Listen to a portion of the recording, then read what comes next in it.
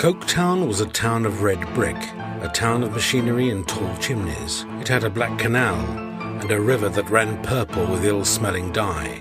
It contained many streets very like one another, inhabited by people equally like one another, to whom every day was the same as yesterday and tomorrow, and every year the counterpart of the last and the next.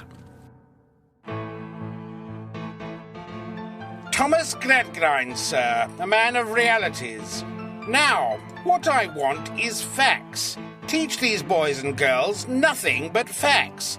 This is the principle on which I bring up my own children. Stick to facts. Girl, number 20. I don't know that girl. Who is that girl? Father calls me Sissy, sir, returned the young girl in a trembling voice and with a curtsy. Cecilia Jupe.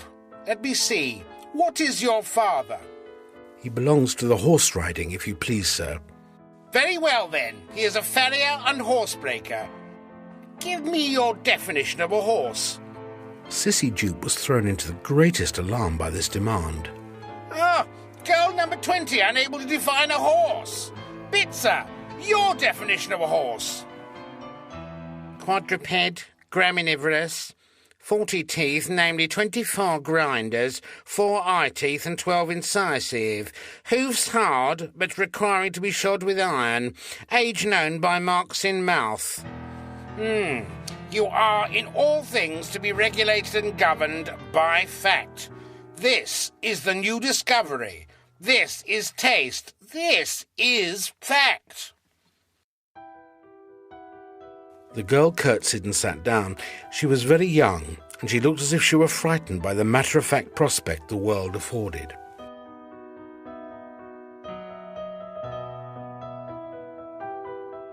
Mr. Gradgrind walked homeward from the school in a state of considerable satisfaction. It was his school, and he intended every child in it to be a model, just as the young Gradgrinds were all models. He had reached the neutral ground upon the outskirts of the town when his ears were invaded by the sound of clashing and banging. It was a band attached to a horse-riding establishment which had set up in a wooden pavilion. At the back of the booth, a number of children were striving to peep in at the hidden glories of the place. This brought him to a stop. Now, to think of those vagabonds attracting the young rabble from a model school. He took his eyeglass out of his waistcoat to look for any child he knew by name and might order off. What did he then behold but his own metallurgical daughter, Louisa, peeping with all her might, and his own mathematical Thomas abasing himself on the ground to catch but a hoof of the graceful equestrian Tyrolean flower act. In the name of wonder, idleness and folly, what do you do here? I wanted to see what it was like, returned Louisa shortly. She was a child now of 15 or 16, but at no distant day would seem to become a woman all at once. Thomas, though I have the facts before me, I find it difficult to believe that you, with your educational resources, should have brought your sister to a scene like this. I brought him, father, said Louisa quickly. I asked him to come. Say not another word, I will hear no more. He did not speak again until they had walked some half a mile in silence. What would your best friend say, Louisa? What would Mr. Bounderby say? At the mention of this name, his daughter stole a look at him, remarkable for its intense and searching character.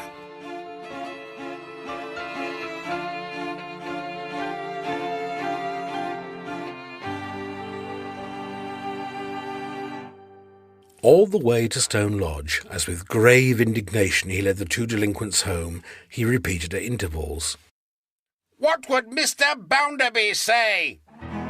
Mr. Bounderby was as near being Mr. Gradgrind's bosom friend as a man perfectly devoid of sentiment can approach. He was a rich man, banker, merchant, manufacturer and what-not, a big loud man with a stare and a metallic laugh, a self-made man.